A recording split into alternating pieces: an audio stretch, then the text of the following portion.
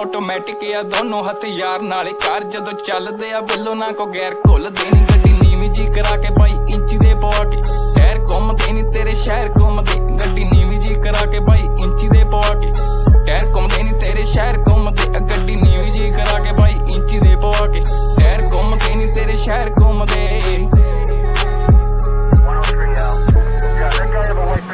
ਉਹ ਗੱਡੀ 410 ਉੱਤੇ 210 ਦੀ ਸਪੀਡ ਜਾਂਦੀ ਕੱਢਦੀ ਆ ਹੀਟ ਵਿੱਚ ਚੱਲਦੀ ਆ ਬੀਟ ਮੁੰਡਾ ਖੱਬੀ ਸੀਟ ਉੱਤੇ ਬੈਠਾ ਲਿਖ